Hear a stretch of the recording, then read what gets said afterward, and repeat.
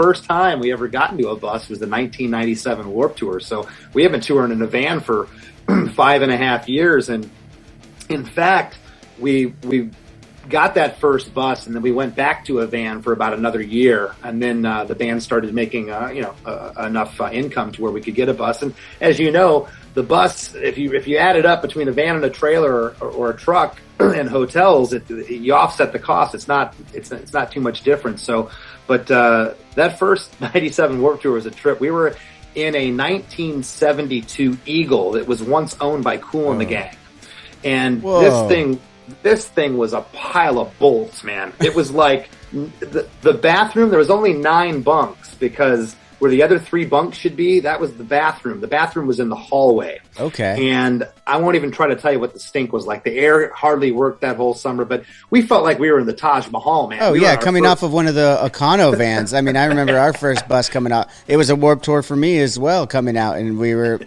I remember, like, I couldn't even believe it. There was a place to sleep. I mean, in the Econo van, we took out a couple, I don't know how you guys did it. We took out a couple of the seats and laid out like a couple of cushions in the middle so that whoever, in the night, again, going back to the Warped Tours, when you got to pack up at the end of the night, go straight to wherever Kevin Lyman says the next show's at, and someone's got to drive, someone's got to sleep, so we had the mattress all laid down in there. So to have any kind of bus, our bus was old. It wasn't 72 old, but it was old. I want to say that I was on that. Was it the 2001 Warped Tour? Because you guys were on the 01 Warped Tour with us. I wasn't in the band yet when they did the 01. That was the first one that they did. The following one we did was in 2000. It was the summer of 2003 that I was on. That was okay. And we were on 03 as well. Yes, I wasn't sure. I wasn't sure if I remembered that correctly. I'm glad you brought that up. Yeah, because there was on the main stage rotation mostly was I remember Rancid was on it because I was 18 years old and we were traveling in the van, and if we weren't playing at the same time on the other stages, every chance I got I ran over to watch Rancid play because it's for sure and no effects and stuff. And here's something else you'll find interesting. It was around that 03 Warped Tour, maybe 04, we were signed to Warner Brothers, and Craig Aronson was our A&R guy. Craig Aronson was our A&R guy at Capitol Records in the 90s when we were there. Oh, and shit. Craig specifically asked me, what do you know about Avenged Sevenfold? I said, they're great. What do you want to know? He says, I'm thinking about signing them. And wow. My son's name is Rylan. It's like Ryan with an L right in the middle. Rylan. His middle name's awesome. Aronson. I named him after Craig. So. That's great, man. Yeah, Craig was such a good guy. Yeah. Yeah. And he was very passionate about the bands he wanted to sign. Yes. And I always shot him straight. He came to me with Against Me. He said, what do you know about them? I said, they're killer. They're fellow Gainesville band. We love those guys, and ended up snatching them up, and of course My Chemical Romance, and he did very well. The Used when they had that huge, that was that same summer actually that I saw the Used for the first time on that Warped Tour, and I remember Bert was jumping off. It was the first time I saw anyone jumping off the very top of the main stage into the crowd and stuff, and just doing wild shit.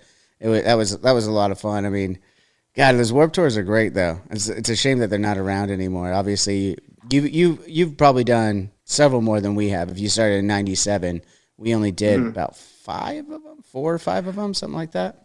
Yeah, we did. We did the most Warped Tours of any band. We did 441 Warped Tour shows. Whoa!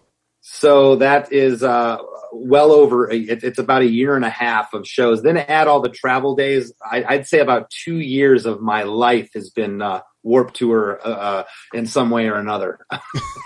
Well, that's okay. That's great, because that kind of goes right into one of the things I wanted to ask you about is, like, what are some of your favorite memories on the Warped Tour? Like, I know I've 400 plus dates. I mean, how many great stories can you possibly go through?